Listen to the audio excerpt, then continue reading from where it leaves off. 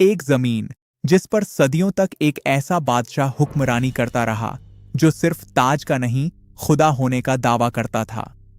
मैं तुम्हारा सबसे बड़ा रब हूं, जिसके लिए लोग जमीन पर नहीं सजदों में चलते रहे।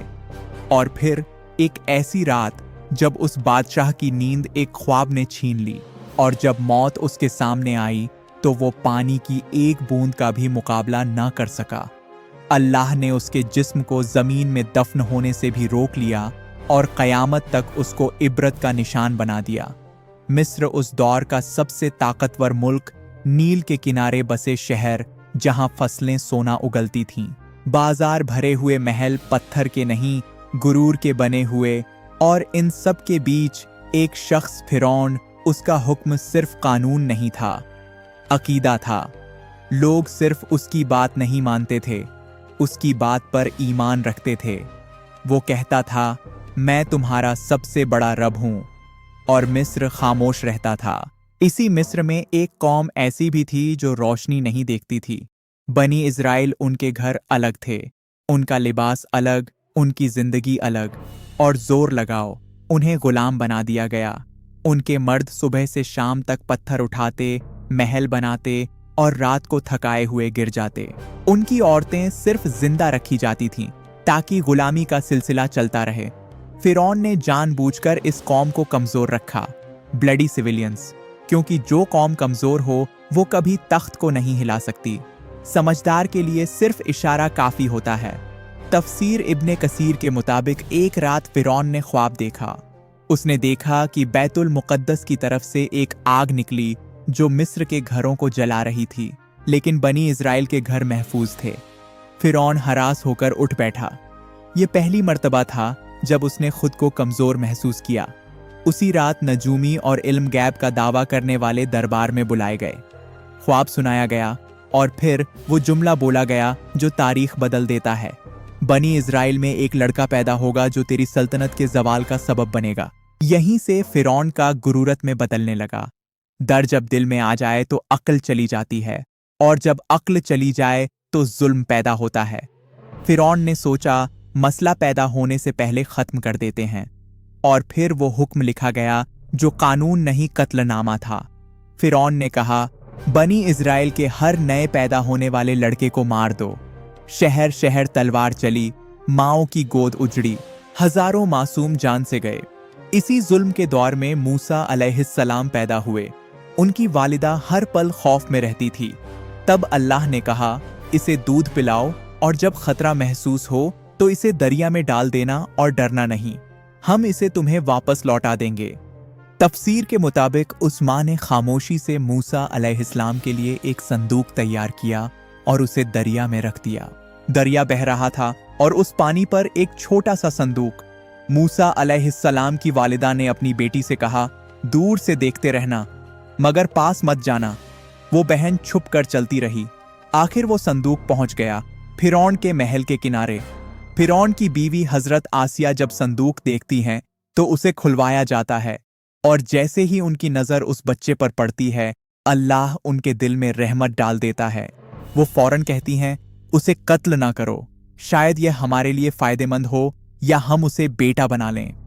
फिरौन ने बच्चे को देखा, उसी कौम का बच्चा जिसकी नस्ल को वो मिटा रहा था, लेकिन घमंड बोल उठा, यह बच्चा क्या बिगाड़ लेगा। और यहीं से फिरौन के जवाल का वक्त शुरू हो गया। मूसा अलैहिस्सलाम किसी और औरत का दूध कबूल नहीं करते। महल परेशान हो जाता है। वक्त गुजरता गया और मूसा अलैहिस्सलाम जवान हो गए। अल्लाह फरमाता है, और जब वो अपनी पूरी कुत और समझ को पहुंच गए, हमने उन्हें हिकमत और इल्म अता किया।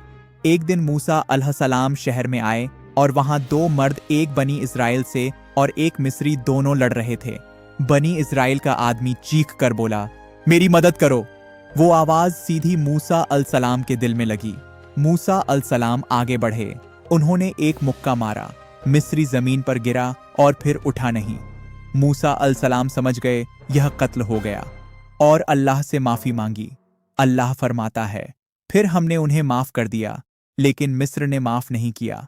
शहर में आग लग गई। दरबार में शोर, फिरौन का चेहरा लाल, हुक्म निकला, मूसा को कत्ल कर दो। मूसा अलैहिस्सलाम ने पीछे मुड़कर नहीं देखा, न माल ना सामान, सिर्फ यकीन। रेगिस्तान, गर्मी, भूख, प्यास और मूसा अलैहिस्सलाम की सिर्फ एक दुआ, ऐ मेरे रब मुझे जालिमों से बचा ले और अपनी हिफाजत के साए में ले ले। आखिर मूसा अलैहिस्सलाम हम मदयन पहुंचे। शहर के बाहर एक कुआं जहां मर्द जानवरों को पानी पिला रहे थे और दूर दो लड़कियां खामोशी से खड़ी थीं। मूसा अलैहिस्सलाम ने पूछा, आप दोनों कुएं से पानी क्यों नहीं ले रहे? उन्होंने कहा, हम इंतजार करते हैं जब तक मर्द चले ना जाएं। मूसा अलैहिस्सलाम आगे बढ़े, अकेले एंड उनके जानवरों को पानी पिला दिया और वहां से चले गए।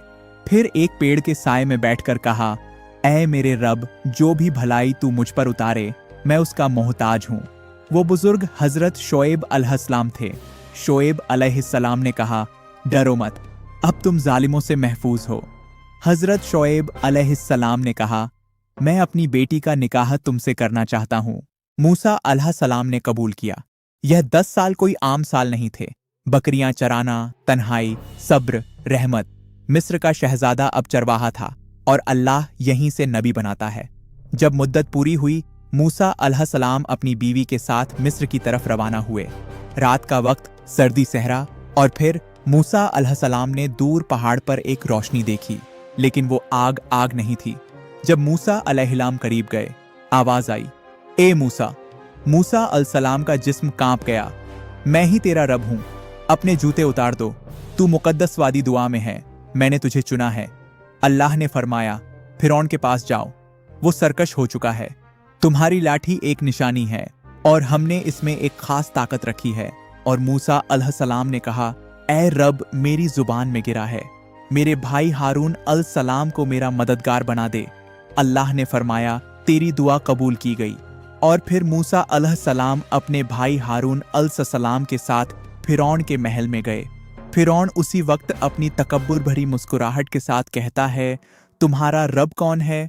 मूसा अलैहिस्सलाम ने जवाब दिया, मेरा रब वही है जो जिंदगी और मौत देता है। मिस्र के सबसे बड़े जादूगर बुलाए गए, रस्सी फेंकी और लोगों को सांप लगने लगे। लोगों का दिल कांप गया, लेकिन मूसा अलैहिस्सलाम ने सिर्फ लाठी उठाई और उसे जमीन पर रख दिया और वो हकीकी अजदाहा बन गई।